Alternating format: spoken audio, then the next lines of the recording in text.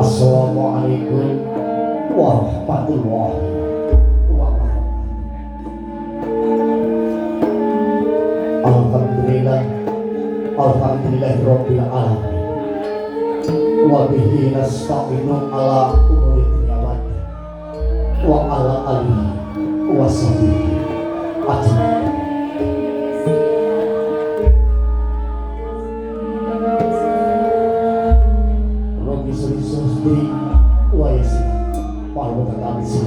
Yang pokok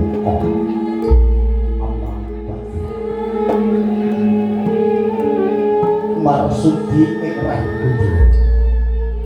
karena luhuring budaya dadya ukuraning jiwa jaya nuwun pawon wadiasanipun para pinsuwun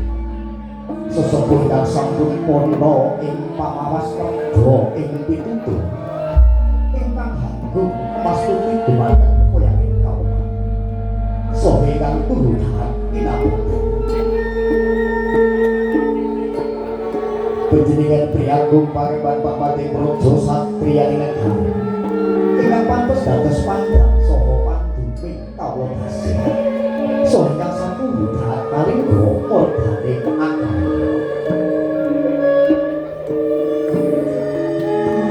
panjenengan para tamu sedherekaku kula putri tuhu winantu bagyana penggalipun dumateng kadang kula wirja padha paning kuyung karya wonten dalemipun Adimas Parlo Miwah Harti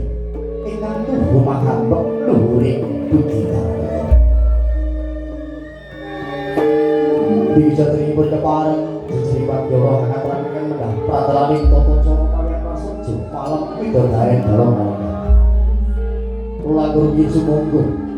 sareng-sareng kula dherekaken kunjungan ros puji miwah subur wonten ngarsanipun Gusti Kang Maha Agung Tinggal Allah Subhanahu wa Ta'ala ingkang tasih kepareng babar kawilujengan saha bulare jagat katiti wonten ing dalu karingan dinten ingkang sampun pinci Kepis Regi Surya kaping 16 Oktober warsa kalih selangkung masih panjenengan Adimas Parlo Miwah Harti kepareng medya ulah endahing budaya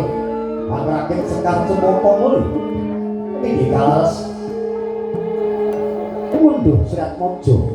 temanten kekalih ingkang susunipun Bagus Sigit Purnomo ingkang badhe gaoh jinatu mrompok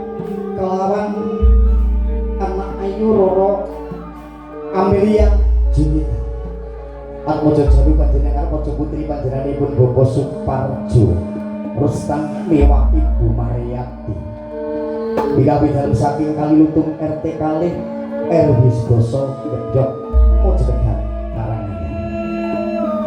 Ewa Dene Ijab Kobrol Serat Mojo Pinanganten sampun kalampahan rikala ulah megah pinjang keranggung tabuh setunggal siang Serat Mojo Pinanganten badhe kawisuda satataning adat ingkang tasih lumampah wonten ing padhekahan Kalilutung kanthi menika panyuwun panjenengan Adimas Suparno Miwah Harti panjenengan disepuh sangyaning para tamu kepareng jurung donga pamuji mugi nggenda kepareng kagungan kersa wiwit purwa madya usana manggih kawilujengan Kula dugi putra Serat Mojo Pinanganten nggih kepareng badhe atur lomba wonten ing madyaning sasana budaya agung kanthi donga pamuji saking panjenengan sepuh sangyaning para tamu ing samangkenipun saged hendayani dados keluarga ingkang ayem tentrem mahdani keluarga ingkang sakinah mawaddah warahmah panjenengan budi sepuh sagiyaning para tamu kakung punapa dinipun ingkang tuhu winanti Padyamaya ingkang salajengipun kepareng kula mliji ngaturaken menggah pramelaning tata cara pepanggihan prasaja malem widodaren dalu kalenggahan Ditulak surangga setunggal pambuka kalajengaken inggih adicara atur Pangrama Harjo rawuhipun para tamu sedherek kakung menapa diniputi kegandingan panjenenganipun Adi Mas Suparno miwah ibu mboten kula matur wonten ngarsa ndika para tamu awit ras gombong bebet birapaning man paribasan haraman dek wonten sajroning jangga kanthi menika sampun kepareng nyuwun bungan sosri salira panjenengan Bapak Yarto Kang Mongko kepala desa wonten ing Gebyong Mojonegan Karangan jumenengipun Bapak Yarto samangke kepareng kaapit panjenengan Bapak Suparno dalasan Bapak Sukima paripurna atur pangrama Harjo rawuhipun para tamu sedherek kakung menapa diniputi kalajengaken besan payung gegandingan dalu kalenggahan nimbali para kadang paguyuban karawitan Jawi jangkep ngudi laras gombayuning rikala semanten wasuwar gadhahi pangandikan kune aku mari ewohe parno jengben ajeng beksa kayuk kanthi menika samangke saking keluarga ageng Adi Mas Parno piwah Mbah Suwar mangke titipangsanipun beksan kayuk kula semanten Megah baksan kayuk angka kalih saking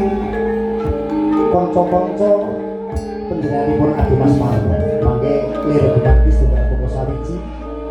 saged caket wonten sakajenging panggilan ewadene sampun ngajeng adicara beksan kayuk paripurna beksan kayuk kalajengaken inggih adicara hiburan kanthi menika samangke murih kaya regengipun sasana pepanggihan wonten dalu kalenggahan puntunipun rawuhan MC kondang panjenenganipun Bapak Tomo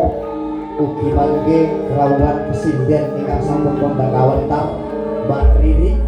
ugi wonten Mbak Intan Mbak Beja mangke mugia Bapak Ibu kepareng megah kanthi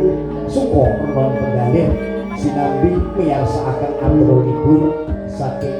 para kadang paguyuban karawitan Jawi jangkep mudiras panjenengan disepuh sangyaning para tamu kakung punapa dinipun mobil mekaten ditilaksana pepanggihan panggihan ing kalenggahan dalu wilujeng dalu wilujeng ningkat kanthi mardu madinane bali sinambi miyarsakaken aturipun saking kanca-kanca mudi kalas dasa nuwun matur nuwun